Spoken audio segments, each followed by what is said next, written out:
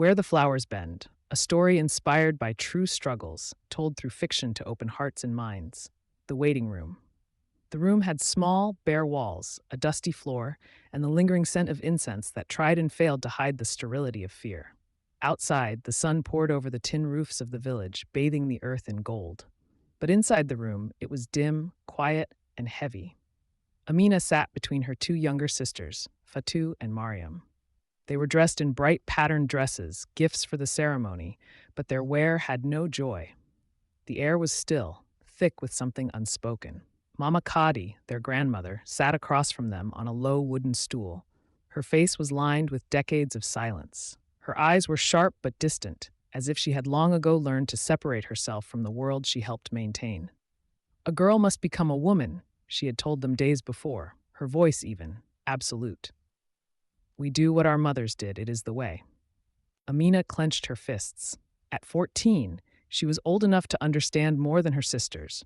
She had overheard things whispered between mothers, stories in hushed tones behind school walls, and pamphlets slipped into her hands by the traveling nurses. She knew this was not traditional. This was trauma. The curtain, Miriam had gone first. She was only 8, and too small to understand why her tears brought no comfort.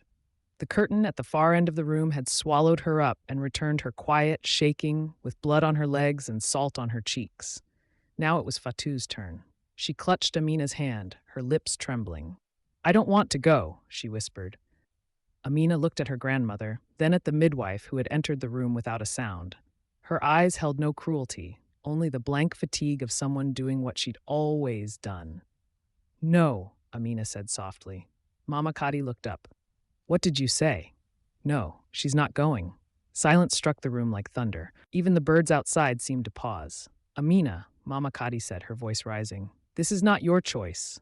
"Yes, it is. She's my sister, and she has a choice. We all do." The midwife sighed, rubbing her temples. "Child, this is our way. Don't shame your family." Amina stood up. Her heartbeat was so loud it made her ears ring. "Then let me be ashamed, but I won't be silent." The memory of pain that night, they did not sleep at home. Amina had run with Fatu in hand, Mariam limping behind. The nurse from the clinic took them in, hid them, and protected them. There was a risk, of course, but there was also light. In the weeks that followed, a case was opened. The whispers became arguments. The village was divided, some calling Amina cursed, others calling her brave. Mama Kadi did not speak to her, not for a long time. But in the silence, something cracked.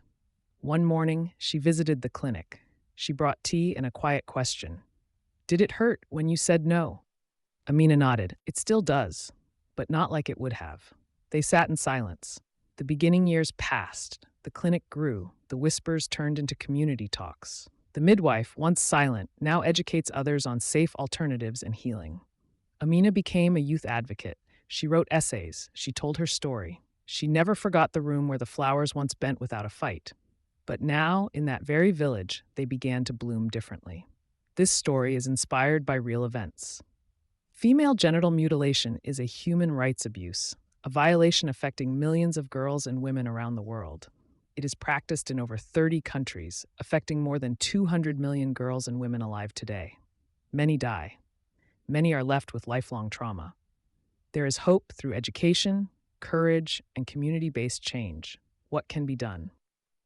Community engagement. Encourage open dialogue about FGM and its effects. Work with elders, religious leaders, and parents. Promote alternative rites of passage. Education. Teach both boys and girls about bodily rights. Train educators and health professionals to identify and support at-risk girls. Protection and advocacy. Strengthen laws and enforcement against FGM. Support survivors with counseling and healthcare. Partner with organizations focused on ending FGM.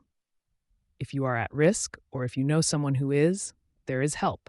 Resources and global support networks. UNICEF and UNFPA Joint Program on the Elimination of FGM. Equality Now, 28 Too Many. Orchid Project. Safe Hands for Girls. These organizations offer legal, medical, and psychological support and campaign globally for the end of FGM.